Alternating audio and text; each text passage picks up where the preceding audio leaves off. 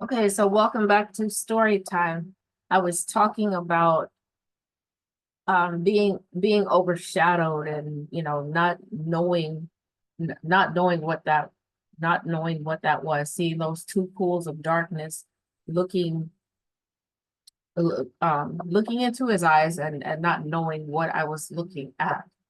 But I also said that, we have all experienced it, whether we recognize it or not.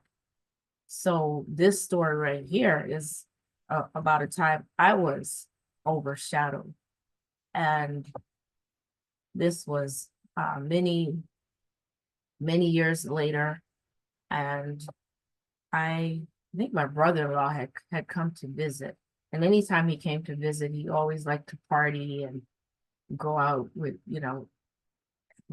some woman, and then take my husband with him. That's his brother, and my brother-in-law had asked me for the key.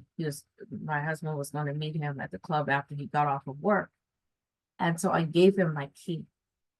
And it was night. I can't remember what time it was, but I was working inside. The kids, it was late, like maybe 10 o'clock, and the kids were sleeping. And I stepped out to go into my car to get something. And when I went to get back in the house, I forgot I had given him my key.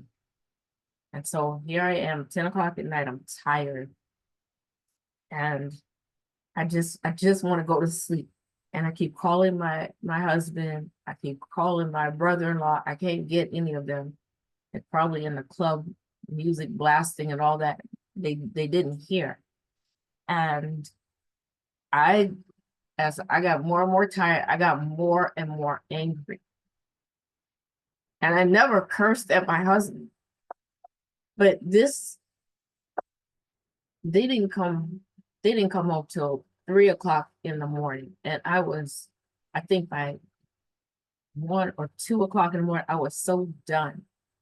I called and I left. Of course, he didn't answer because I had called a billion times. But that last time I called and I just cussed so badly.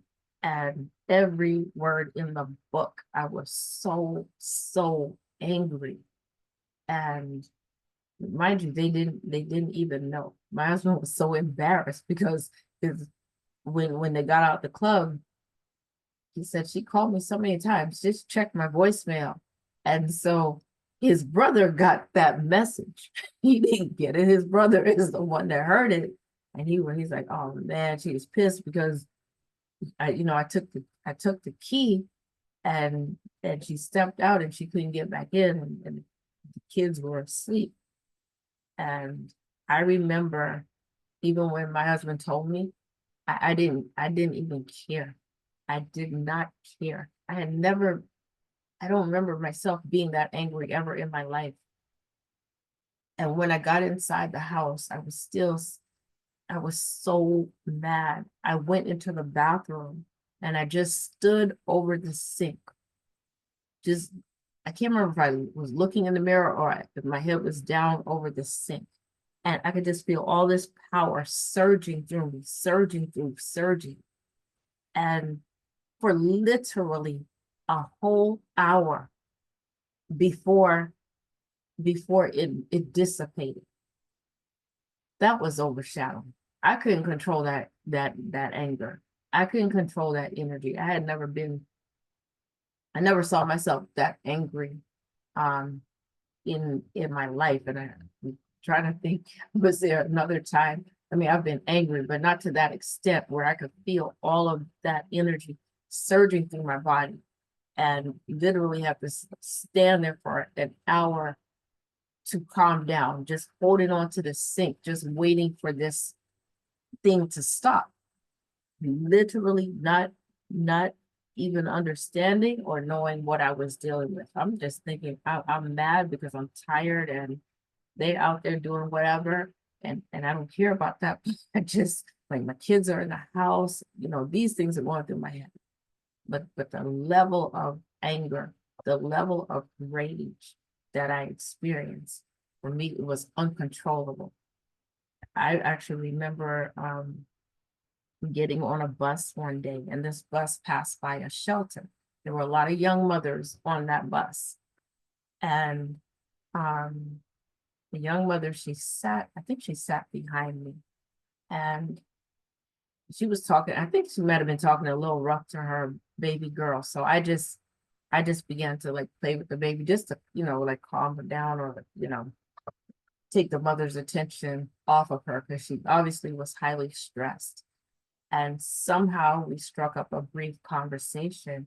And she said her main problem was that she just, she goes from like 0 to 100, like no filter on her anger, right? None.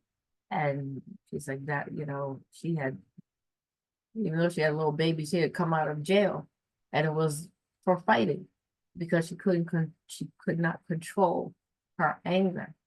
And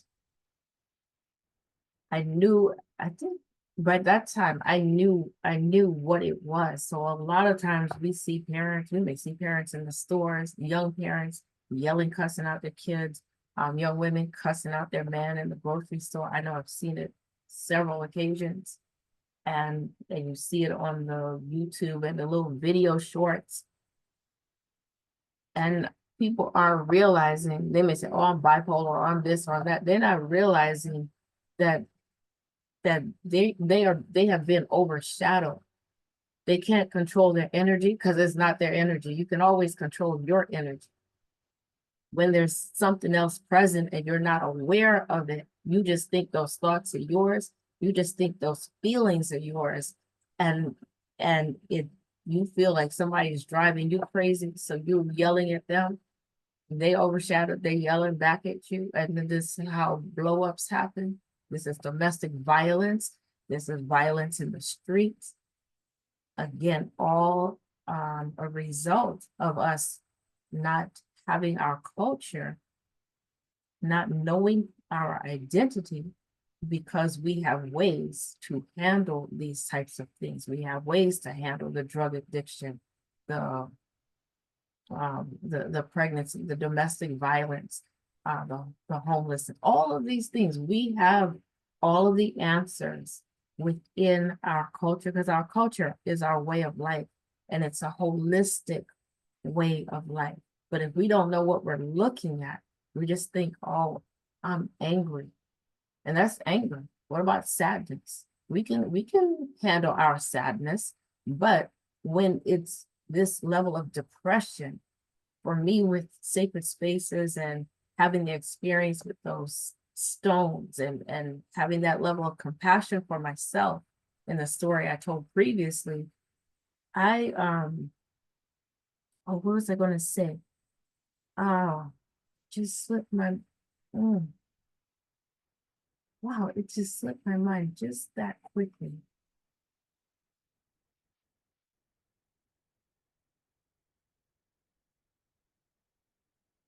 It's interesting because sometimes when I put my hand on my heart, um,